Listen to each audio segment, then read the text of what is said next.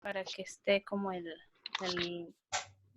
récord aquí, para las chicas que no vayan a llegar o algo. O que están trabajando y luego ven el video. Okidoki. Bueno, pues hoy vamos a ver el paso del cartel a la fotografía de moda, ¿ok?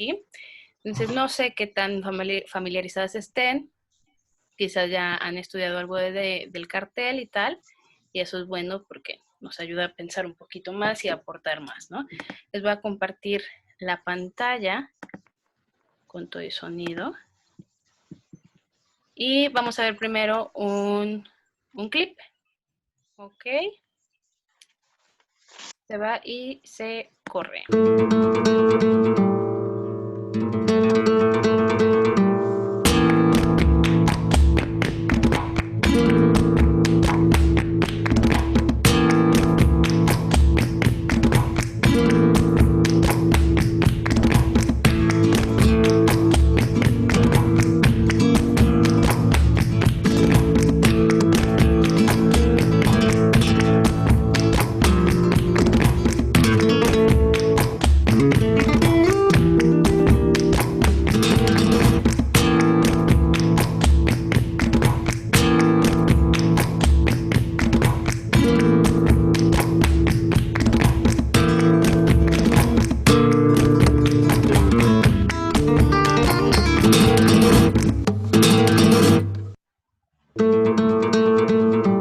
Aplausos.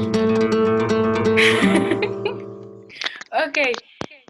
¿Qué notaron en este clip? Pues que no, o sea, pues solo es música, o sea, solo están como bailando, Las no poses sé. y tal, ¿no? Ajá. Es un video de la editorial, es como una especie de, como de detrás de cámaras que se hace de todas las editoriales. ¿Por qué se los puse y por qué es importante, o sea, como ver por qué se compone así? Porque en algún momento todas ustedes van a hacer fotografías editoriales, ¿no? Ahora sí, todas las que estamos aquí en este momento tienen algún proyecto relacionado con la moda o van a empezarlo a aplicar. Cuando se hace, vamos a llegar al momento de la editorial un poquito más adelante en la clase, pero cuando se hace la editorial, lo ideal, esto no es un fashion film, esto es solamente el video editorial, ¿vale? Entonces, nuestra idea es pasar este recorrido histórico hasta llegar a estos videos editoriales. Entonces, ahora les voy a compartir nuestra presentación del día de hoy. Vámonos por acá. Okay. De repente me siento súper abuela cuando tengo que Doña Cass. Doña Cas. Ok, los fashion plates. ¿Alguien sabe lo que es un fashion plate? ¿No? Ok. Bueno, ya sabemos, ¿no? El concepto de moda nace en el siglo XVII a partir de la corte francesa, que empiezan a nombrar esto como moda. Y entonces, ¿recuerdan estos diagramas que teníamos, aquellos que son de marioneta, el gota a gota o el de la virulencia o viralidad? Van a nacer justamente de los fashion plates. ¿Qué son? Son grabados. Lo interesantísimo aquí es que el grabado como tal se utilizaba para mostrar la moda. ¿Y por qué lo digo interesante? Porque generar un grabado es un trabajo muy arduo, ¿no? De poder trabajar con la piedra para después sacar con las tintas y luego se coloreaban para poderlos difundir por el resto de Europa y entonces las otras cortes poder notar lo que existía, por ejemplo, en la corte francesa, ¿no? Estos evidentemente no son del siglo XVII, son posteriores, han de ser como del siglo XVIII por el tipo de falda que vemos, ya más pegadas también como siglo XVIII últimos años, ¿no? Muy ingleses. Entonces, lo interesante de estos grabados es, no sé si pueden ver la textura de las telas, ¿no? O sea, a mí me parece uno de los trabajos en moda muchísimo, muy artesanales y de bastante cuidado para poder difundirla. Y de hecho, lo que hacían estos era una especie de folleto, y no sé si tengan también como esta concepción de lo que era la, la empresa y el empezar a difundir también el periódico y tal, a partir de folletos, ¿no? Entonces, se daban los folletos con este tipo de imágenes donde se les decía a las señoritas qué hacer y cómo vestir.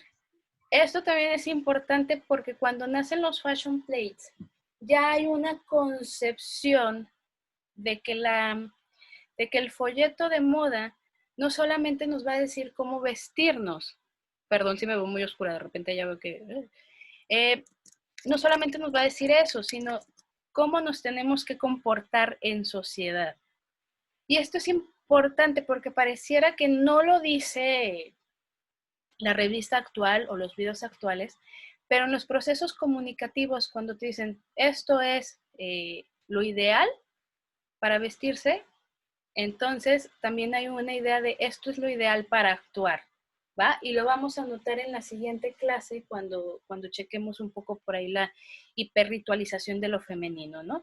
Entonces podemos ver chicas que son sumamente dóciles, están en un ambiente muy romántico, lo están pasando bien y aparte muy bien, ¿cómo les diré? Sí, pues muy chavitas bien, pues, ¿no? No están haciendo algo indebido, no están bebiendo, pues, están platicando en el jardín, las buenas maneras. Entonces, de ahí viene como toda esta concepción, ¿no? Entonces, justamente van a salir, les digo, después se van a implementar en los periódicos como tal, ya no va a ser el folleto en ese formato, sino después va a implementarse en los journals o en los periódicos como un suplemento más. De ahí viene también como nuestro suplemento en el periódico, ¿no? De la moda, ¿no? O la columna de moda.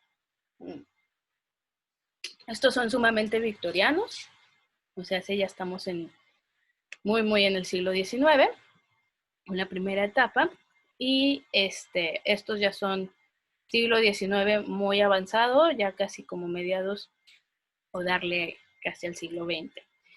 Donde podemos ver también, ¿no? Lo mismo, ¿no? Mujeres que están portando cierta pose, cierta elegancia que va en conjunto a los vestidos. Entonces, estos son nuestros fashion plates y esto es lo que desean representar, ¿no? Poder difundir la moda, pero cuando se difunde la moda, también se va a difundir una idea o un ideal de algo. Ok, vamos a entrar ahora así como el contexto del siglo XIX y el por qué nos modifica como toda esta, digamos, percepción de lo que va a ser la moda y cómo se va a expandir. Bueno, va a ser nuestra sociedad de productores. Recordemos la primera clase que hablábamos de Zygmunt Bauman, y él nos decía que la sociedad que precedía al siglo XX va a ser la sociedad de productores, misma que se va, digamos, a configurar o a entender porque las personas van a crear su identidad a partir de lo que producen o a partir de la profesión o el oficio que desarrolla. En ese sentido, el zapatero era zapatero, el sastre era sastre y tenía, digamos, la identidad forjada en esa actividad y no en aquello que puede consumir o puede comprar, ¿vale? No sé si hasta aquí me doy como a entender. ¿Por qué va a ser importante esto? Porque al menos en el contexto de la moda, eh, tú que eres, por ejemplo, zapatera, ¿no? O diseñadora de zapatos, porque hashtag siglo XXI. Ok, en este momento, tú tendrías tu identidad basada ahí, ¿vale? Y no en aquello con quién vives, por qué vives en tal lugar, por qué consumes lo que consumes, sino en que tú eres la diseñadora de zapatos, ¿no?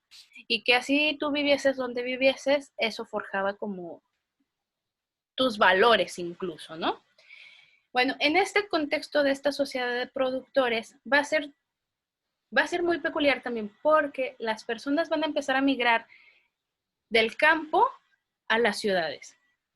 ¿Por qué? Bueno, vamos a tener, por ejemplo, en el campo de la moda, la creación de los telares, los cuales van a, al menos en la industria de la moda, van a masificar la manera en que se puede generar materia prima y la gente va a empezar, ya no va a ser el sastre, va a ser la persona del pueblo que se tiene que ir a la ciudad a trabajar en las fábricas de los telares para, ¿me explico? Este va a ser como un cambio muy, muy peculiar. Bueno, tenemos también la fotografía. Esto nos va a ayudar a poder difundir la moda ya no con los fashion plates y con esta técnica tan pesada que era... Ay, se me fue el nombre, muchachos. Se los acabo de decir, recuérdenmelo. ¿El grabado? El grabado, gracias. Sí, ya no es el grabado, ¿no? Entonces la fotografía nos va a facilitar un mundo de cosas a la hora de poderlo difundir. La otra va a ser el cinematógrafo. El cinematógrafo va a influir muchísimo y lo vamos a ver en las siguientes clases, sobre todo en la clase que tiene que ver con el cine y la moda, porque las personas van a querer imitar aquello que ven en los medios y más en un medio que va a ser visual, ¿no? Visual y en movimiento.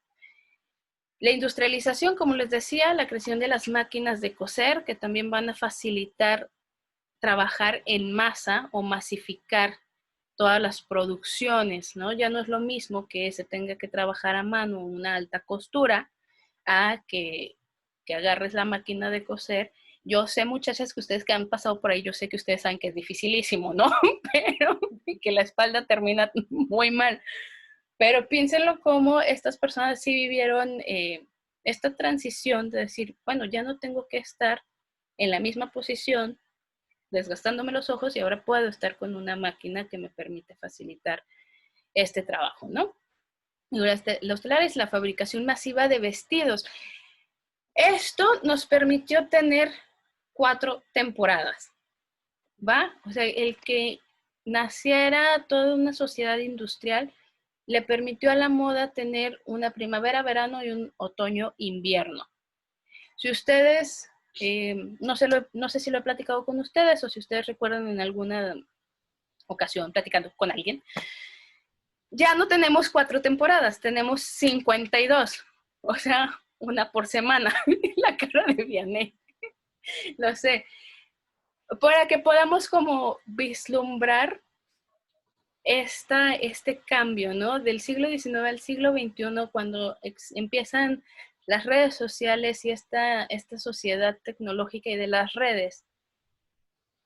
Por semana, la industria, sobre todo a partir de conglomerados como Inditex, que pueden a través de su base de datos ver qué es lo que se está comprando, añadido a las redes sociales y los estilos que van subiendo, se han detectado 52 temporadas, una por semana, ¿va? Lo cual es, pese a que los diseñadores sigan trabajando con las dos, primavera, verano, otoño, invierno, que se pueden como fragmentar en 4, lo ideal sería conocer estas 52 temporadas o estar al pendiente de ellas. Lo sé, I know. Bueno, el siglo XIX, les digo, va a ser también importante porque nos va a generar, si ya teníamos o si ya se venía manejando un ideal de mujer, el siglo XIX lo va a potencializar, les digo, con el cine y con la fotografía. Ella es Camille Clifford, que es la chica Gibson, que era un señor Gibson era un señor que hacía como los maniquís o los diseños, las ilustraciones, como esto que tenemos aquí a mano izquierda. Y entonces él decía, ok, este es como el ideal de mujer. Hashtag lo ponía un hombre, ¿no? Y entonces hacen un concurso para saber quién va a ser como la chica ideal y resulta que esta chica, Camille Clifford, que va a ser después actriz, se queda como la chica Gibson. No sé si conocían de ella o tenían como idea de ella. Entonces, bueno, este va a ser el ideal para les digo, finales del siglo XIX, inicios del XX, cinturas súper pequeñas, derrieres bastante prominentes, busto también bastante abultado, y nos va a generar que las revistas de moda busquen manifestar este ideal de belleza, ¿va? Y va a ser muchísimo más sencillo exponerlo. Lo interesante también es ver cómo de aquellos fashion plates que vimos al inicio y estas fotografías no hay un verdadero cambio trascendental, ¿no? O sea, si ustedes imaginen que quitamos el fondo, bueno, al menos de esta imagen de la derecha, y le ponemos un jardín y no cambió absolutamente nada, ¿no? O sea, las mujeres deben de seguir siendo delicadas, las mujeres deben de seguir siendo frágiles. Pero aquí ya las ponen solas, no las ponen en grupo. Ajá, ajá, aquí ya es como vamos viendo cuál es el figurín, ¿no? O sea, cómo vamos a destacar los atributos de las prendas, ¿no? Y de las mujeres, por supuesto. La delicadeza de las manos, o sea, a mí me fascina esta imagen de la mano, bueno, del lado izquierdo, porque la mujer o sea, agarra con una delicadeza el velo y la otra también el bastón y dices, ay, nadie se agarra así el velo, ni el bastón, ¿no? Entonces, bueno, vamos a la siguiente. Esto es nada más para tener como una idea un poquito más clara, ¿no? Lo mismo con esta. La imagen del lado derecho es interesante porque empezamos a notar como esta influencia exótica del siglo XIX. Recordemos que Asia fue como una frontera cerrada y hermética por muchísimos siglos. O sea, China era la única que tenía importación y exportación, pero en el caso de Japón fue hasta que llegaron los estadounidenses, una vez independientes, y pues les dijeron a los japoneses, ¿no? Pues me abres la frontera o me la abres. Con unos barconones y con unas fustas así. Entonces, pues claro que le tuvieron que abrir las fronteras. Y hay como un boom por lo exótico, por lo asiático y por todo lo que pueda parecer distinto.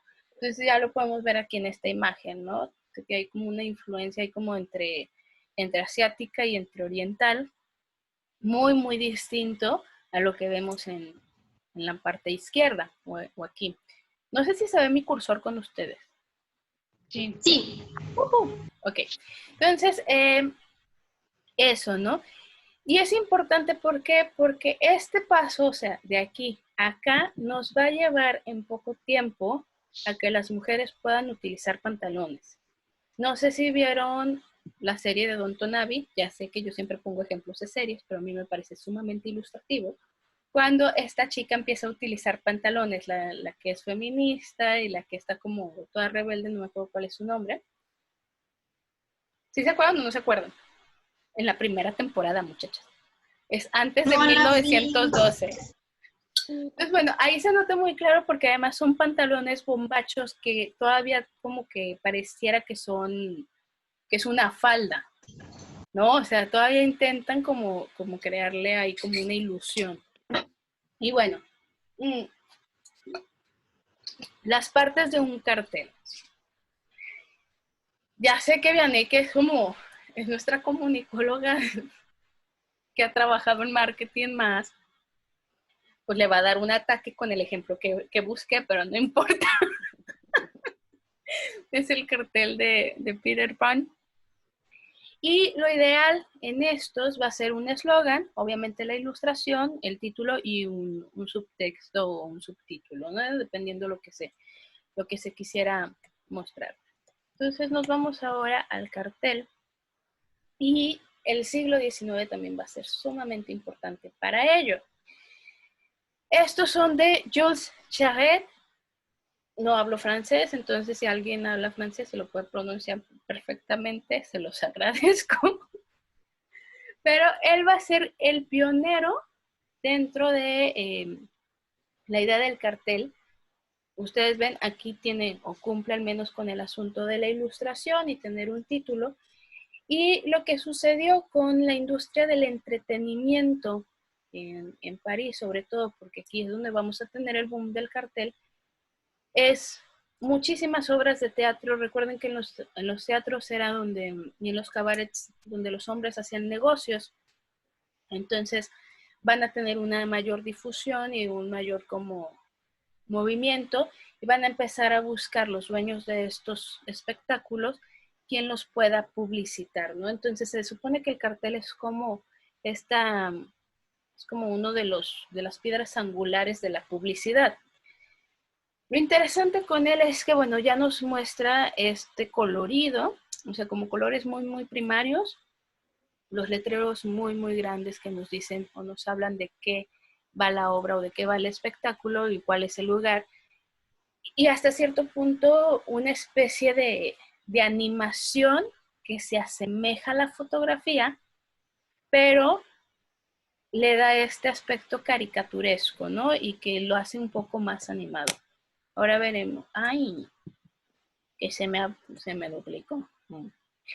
Ok.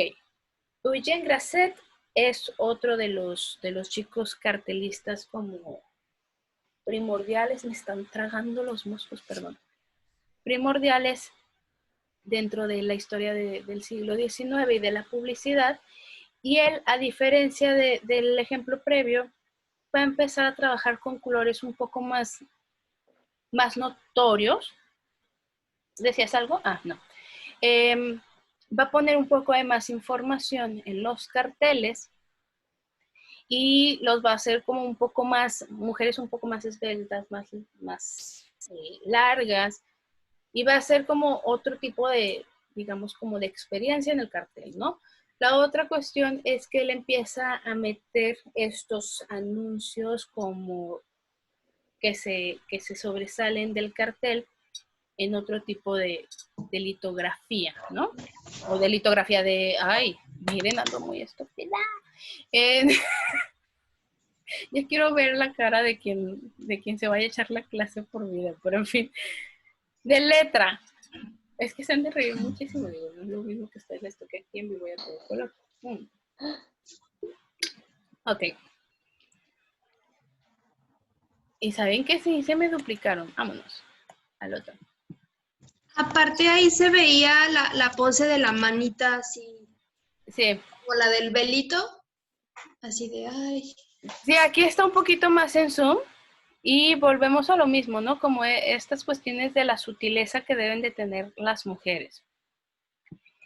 Después nos vamos a quien se le considera como el papá del cartel moderno. No es que los otros no hayan aportado, pero Toulouse-Lautrec, pues, trabajó muchísimo también en una cuestión pictórica. Tenía muchos contactos en el arte, entonces hay otros aspectos que empezó a abonar a los carteles y por eso se le considera como el papá del cartel moderno, ¿no? Lo interesante con Toulouse-Lautrec también es que trabajó con todas estas personas a quienes realmente conocía, ¿no? Y a quienes realmente frecuentaba en los cabarets. Entonces va a trabajar con el Moulin Rouge bastante. Y un aspecto que a mí siempre me ha fascinado con él es cómo las mujeres sobresalen y los hombres o son apacados. Generalmente sus carteles se pueden diferenciar porque los hombres van a estar en sombras o no se les van a ver las piernas. Eso es importantísimo. Si ustedes están frente a una obra pictórica o un cartel de él, van a notar que las mujeres van a estar de pie o a las mujeres se les van a ver las extremidades y a los hombres no. Y esto es porque, pues sí saben, ¿no? Que tenía un problema como de enanismo, entonces tenía las piernas muy chiquititas, entonces venía traumado por sus piernas y no salían las piernas de los hombres. Entonces, bueno, vamos a ver estos carteles un poquito más en zoom, que digo, no es muy buena la calidad, pero podemos ver que estos elementos, por ejemplo, como aquí el instrumento musical, el señor que está ahí como medio deconstruido, ya nos hablan de una contemporaneidad, ¿no? O sea, ya no es como la modernidad como tal. Y el siguiente que es como interesante también en el sentido de cómo se va a hacer más artística la publicidad, va a ser Musha. Y es que él va a trabajar o sea, él era como una persona súper desconocida y de repente alguien le dice, oye, necesito que me hagas un cartel para una obra de teatro. Y él dice, sí, ¿no? Y él estaba como muy apegado a esta cuestión del Art Nouveau y empieza a crear estos carteles con este tipo de estética, ¿no? Y lo interesante, y este se los voy a buscar, no lo tenía aquí abierto, pero ahorita las maravillas del internet y el mundo, mucha lucha, no manches. Ok,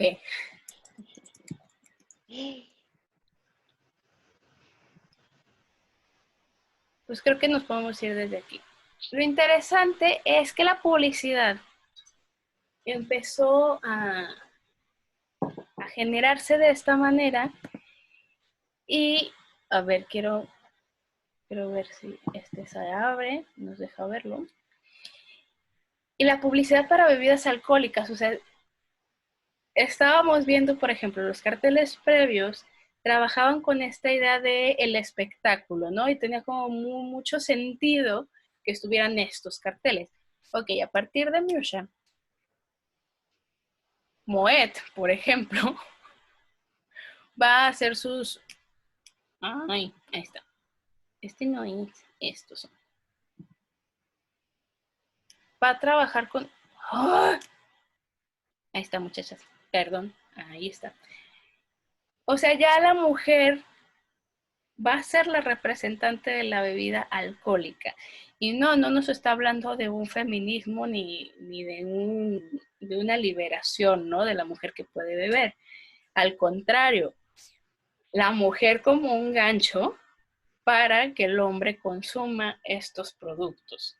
Y lo vamos a notar, él tiene muchísimas publicidades para bebidas alcohólicas o para cosas que estaban destinadas a los hombres y no a las mujeres, ¿no? Que este es como el que tenemos en la presentación. Quiero ver si me la abren. No, no te quiero. Los cigarros Job, que no... Ya sé, lo voy a cambiar acá. Ahí está. Lo mismo, ¿no? Las chicas sí fumaban, pero también era como un aspecto muy, digamos, de hombres el poder acceder a los cigarrillos, ¿no? Entonces eso nos va a cambiar también, digamos, la percepción de lo que se quiere publicitar y cómo se va a publicitar. Y es bien fuerte porque lo vamos a ver cuando veamos el desarrollo de la fotografía la siguiente semana, o sea, ya la fotografía de moda como tal, porque vamos a tener a las mujeres como un gancho, incluso cuando son productos para ellas, como un gancho justamente para los varones o querer acceder a ciertos atributos para gustar al sexo masculino o incluso en algunas ocasiones agresiones al mismo cuerpo para poder mostrar, ¿no? Y bueno, y todo nació aquí, a partir de que decidieron que era buena idea que las mujeres no solamente publicitaran las obras donde iban a trabajar o donde iban a actuar, sino que era buena idea que también publicitaran eh, productos para los varones, ¿no? Pues vamos a regresar a nuestra presentación. Nomás quería que checaran esta, que no me deja. Ok, ya estamos aquí. Cuando yo les muevo la pantallita, los cuadritos, ¿se les mueven a ustedes? No, ¿verdad?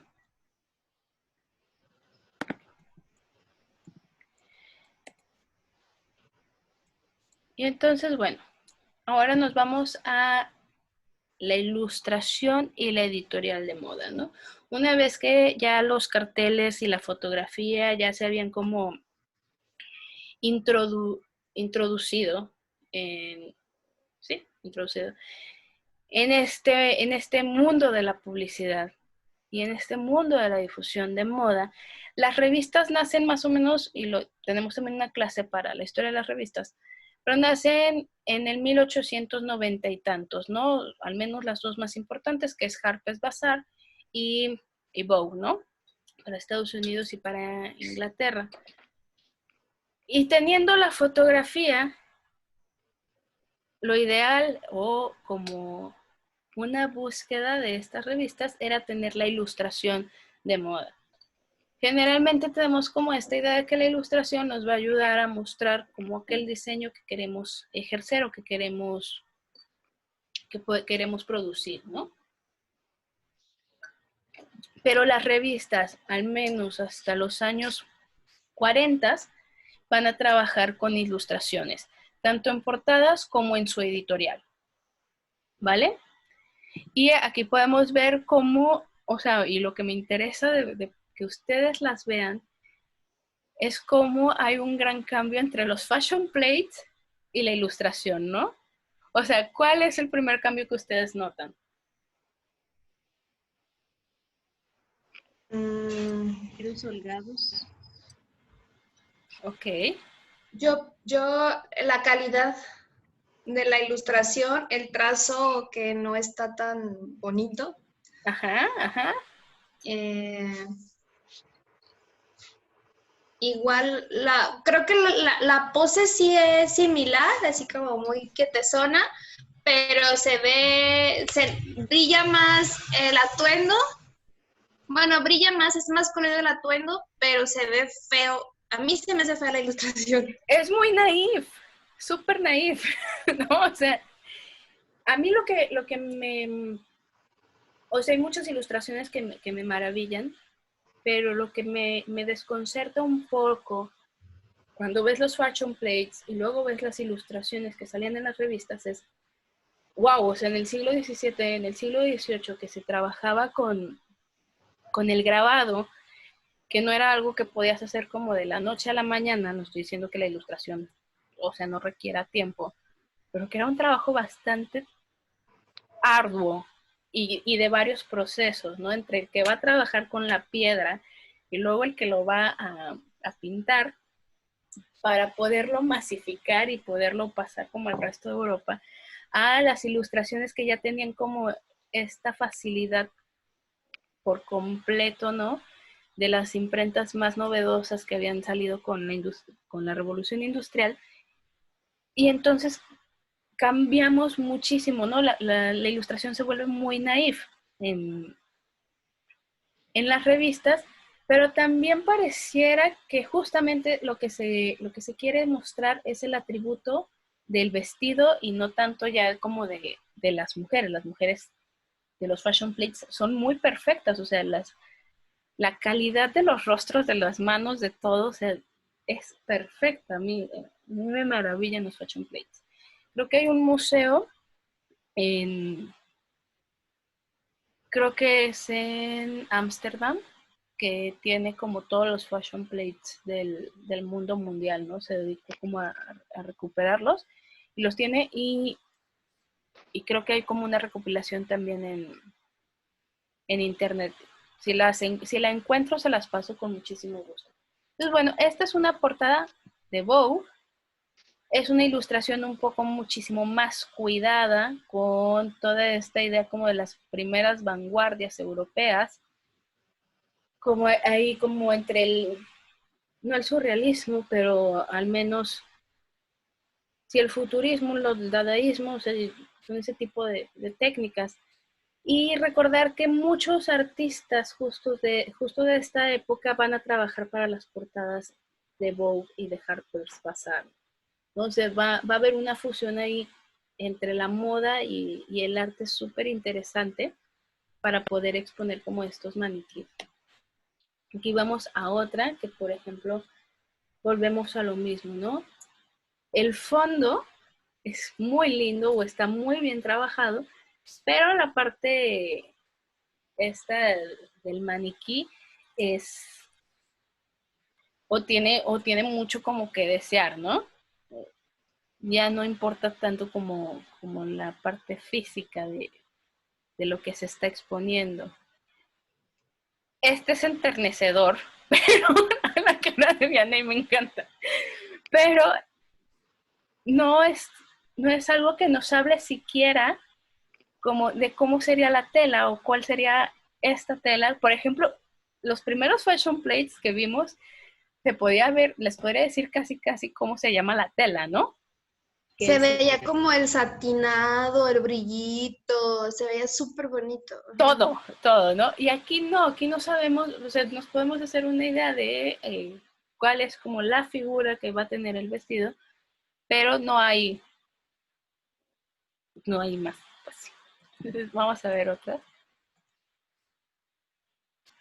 Estas están más trabajadas, es como esta idea que tenemos muy de los años como 40, de la moda europea, y no son los 40, perdón, por el tipo de silueta son los 50, después de que Dior cambió como la silueta de posguerra.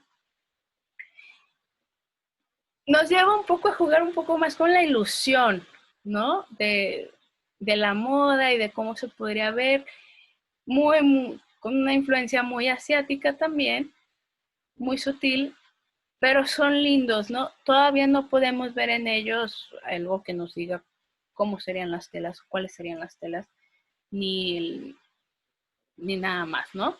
Lo interesante es, las poses siguen siendo las mismas. No hemos cambiado las poses desde el siglo XVII. Entonces, ¿por qué es importante? Porque al menos ya vimos la clase pasada, ¿no? Trabajamos o pudimos ver las fotografías que hizo Valeria para, para la casa de novias que tienen. Y Diana, y tú que no has trabajado aún con modelos, sabes cómo quieres trabajar con tus modelos, ¿no? Y eso es bien importante, porque, digo, cuando veamos como todo el desarrollo de la fotografía, nos vamos a quedar así como de, oh my God, ¿no? Y la clase que viene vamos a ver la hipervirtualización como para poder reforzar esto que estamos viendo aquí. Este es de Harper's Bazaar, es una ilustración muy, muy linda. Esta tiene una calidad muy, muy linda. Nos hace jugar con la ilusión, es muy artística, no hay como algo que les podamos reprochar.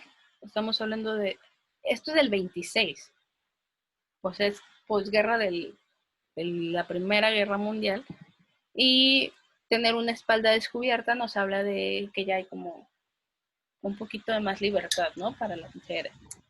Eso Este está. tipo de hasta la pose y el asunto del espejo está como muy de moda en algunas fotografías. No sé si los han visto.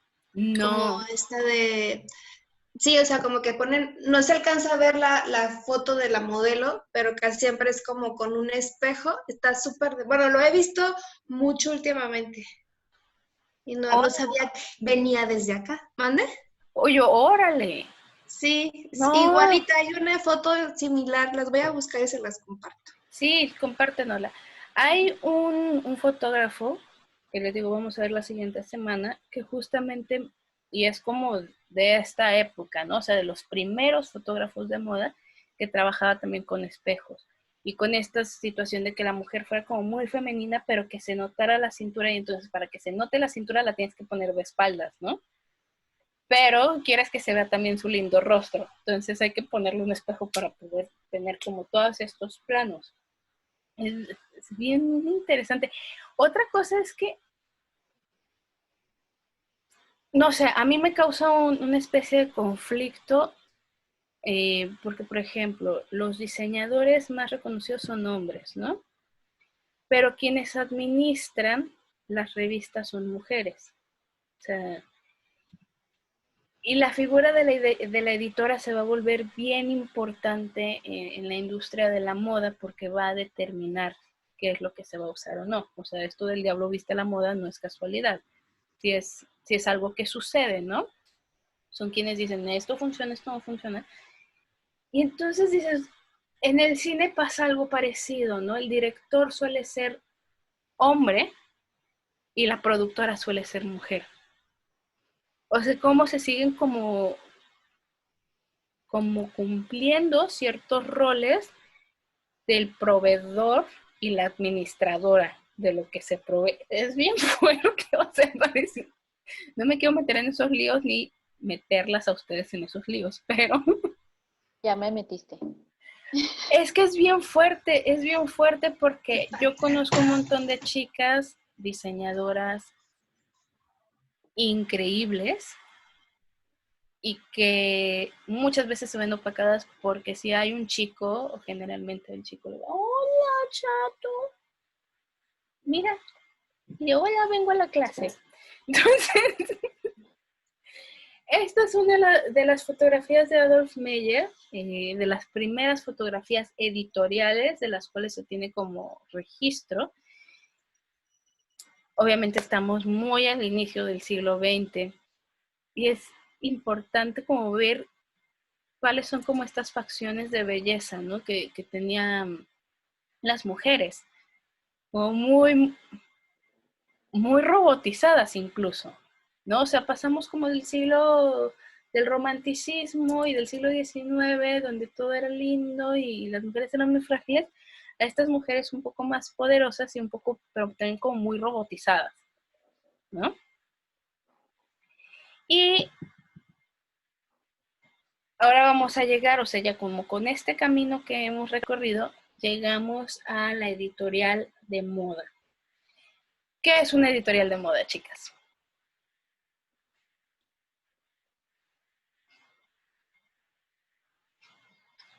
Para mí es como foto y arte, ¿no?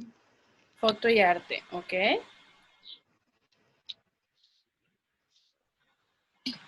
¿Qué más? Piénsenlo.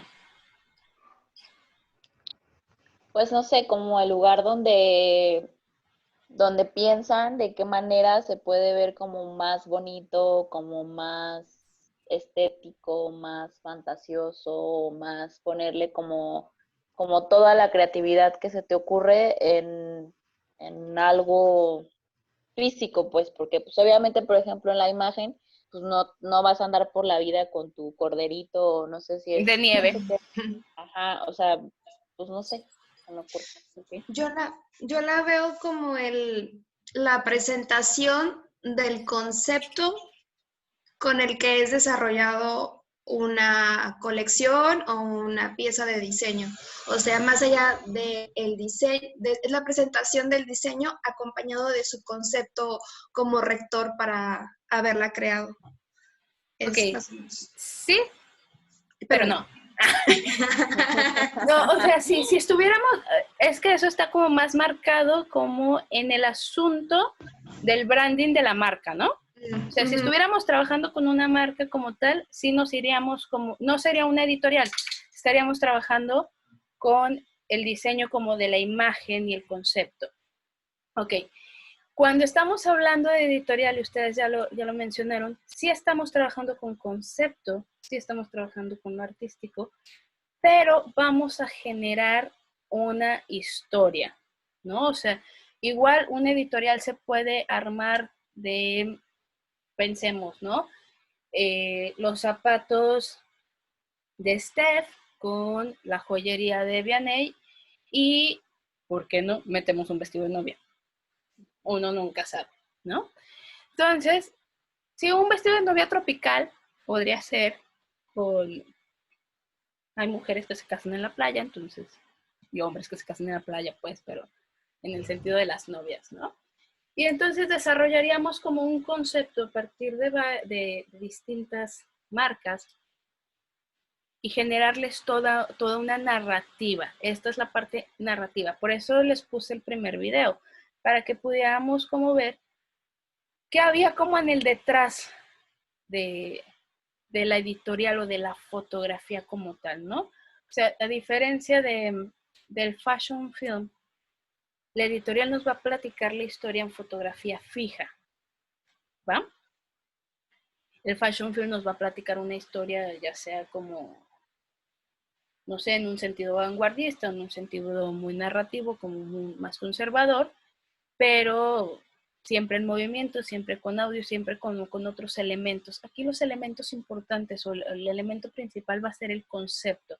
Por ejemplo, el concepto que veíamos en el video del inicio era esta cuestión de los toreros y de las majas españolas, ¿no? O sea, como que la editorial que estaba haciendo Steven Meisel para Vogue Italia era buscar, o me imagino que quien hizo el estilismo, fue buscar piezas de distintas colecciones que se pudieran ceñir a esa narrativa de los toreros y de las majas, ¿no? Entonces se cuenta esta historia donde la modelo va a actuar de determinadas maneras o los modelos con todo un fondo que nos platique algo. Por eso era importante como ponérselos para ver si se podía ver esa historia, ¿no? Y es más, lo vamos a volver a ver como para ver cuál es como la historia que nos cuentan. Y ahorita les voy a enseñar esta editorial, porque además es una editorial de los signos del horóscopo. No se ve. No se ve.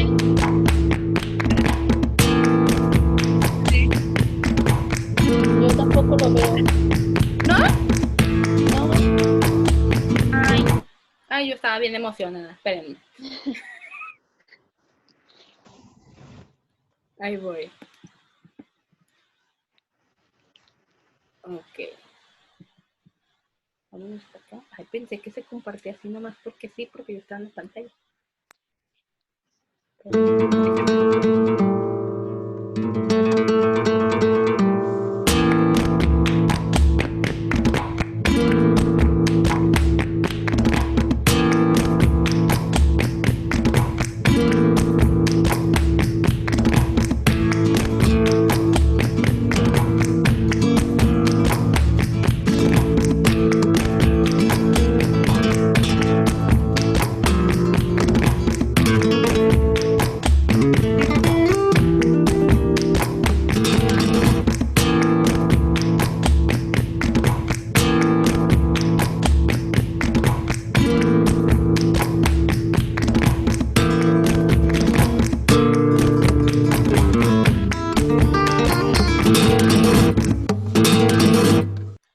Ahora sí lo vimos.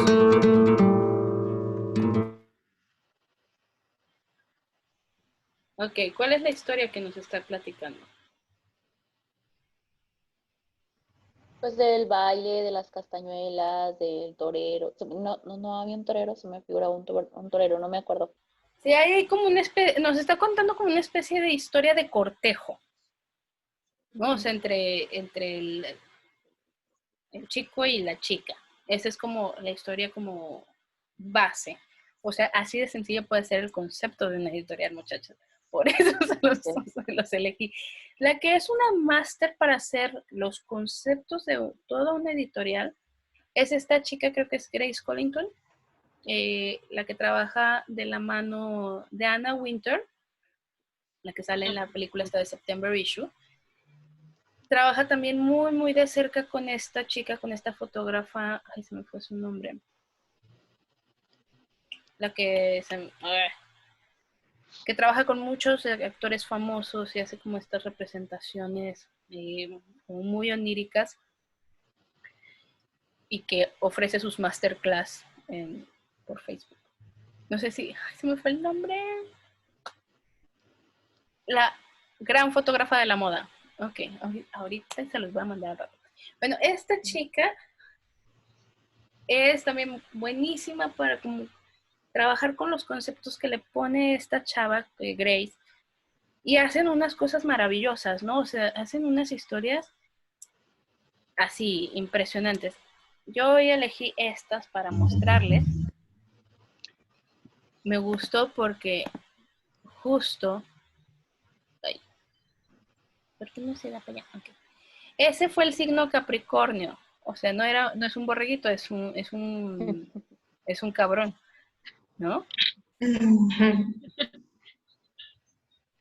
Este es el signo Géminis, entonces trabaja con un espejo, el atuendo, tal.